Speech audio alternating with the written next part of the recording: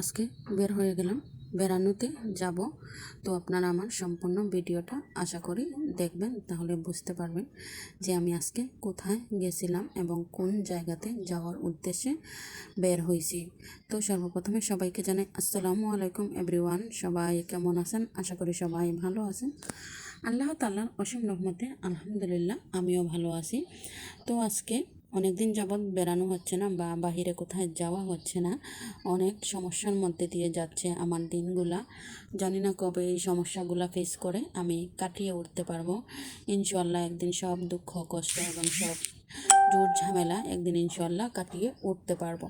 আপনারা অবশ্যই আমাকে আগের মতো ভালোবাসা দেবেন এবং আপনারা আমার পাশে থাকবেন, কারণ আপনারাই হচ্ছেন আমাদের মতো ছোট ছোট কন্টেন্ট ক্রিয়েটারের, আপনারা হচ্ছেন আমাদের মনোবল এবং মনে অনুপ্রেরণা। আপনারাই হচ্ছেন আমাদের, যারা আমরা ছোট ছোট কন্টেন্ট তৈরি করি এবং ছোট ছোট কন্টেন্ট ক্রিয়েটার যারা আছি, তাদেরকে আমরা আপনাদের ভালোবাসা ছাড়া কখনোই এগিয়ে যেতে পারবো না। তো আশা করি সবাই আমাদেরকে ভালোবাসা দেবেন এবং আপনারা আমাদের পাশে থাকবেন।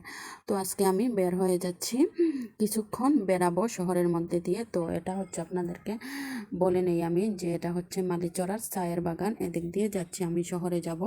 সেই জন্য আসলে আজকে বৃষ্টি হয়েছে সকালে, সেই জন্য চায়ের পাতাগুলো খুব সুন্দর লাগতেছে, খুবই সবুজ।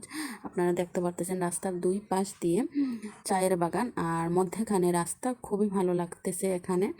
আসলে সময় স্বল্পতার কারণে এখানে গাড়ি দাঁড়া করিয়ে ভিডিও ফুটেজ নেওয়া হয়নি বা ছবিও তেমন তোলা হয়নি, কারণ সকাল সকাল 10টা বাজে, তখন আমাকে আমার গন্তব্যে দিয়ে আপনাদের ভাইয়া কাজে যাবে, সেই জন্য আর কি সময় পাচ্ছেন না উনি।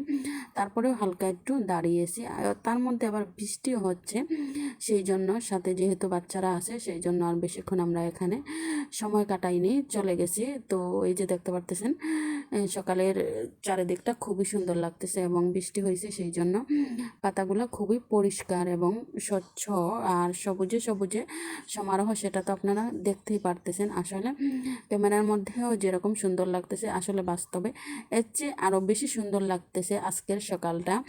যদি না বের হতাম তাহলে এত সুন্দর প্রকৃতিটা আর আমার দেখা হতো না, এবং আমি যতটুকু পারছি আপনাদের জন্য ক্যামেরা বন্দি করে নিয়েছি যাতে আপনাদেরকেও আমি দেখাতে পারি। তো ফাইনালি চলে আসলাম আমাদের বাড়িতে, বেড়াতে আসছি বাবার বাড়িতে, তো সেখানেই চলে আসছি বাচ্চাদেরকে নিয়ে। তো ফাইনালি আমি চলে আসছি আমার মূল গন্তব্যে।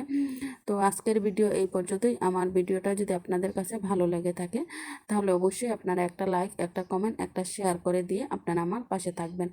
আর যারা আমার ইউটিউব চ্যানেল থেকে ভিডিওটি দেখতেছেন অবশ্যই আপনারা আমার চ্যানেলটিকে সাবস্ক্রাইব করে নেবেন এবং বেল বাটনটি ক্লিক করে রাখবেন, যাতে আমি পরবর্তী ভিডিও ছাড়ার সাথে সাথে নোটিফিকেশনটি আপনার কাছে চলে যায়। তাহলে আজকে এখান থেকে আমি নূরজাহান আক্তার আসমা বিদায় নিচ্ছি। সবাইকে আবারও জানাই আল্লাহ হাফেজ।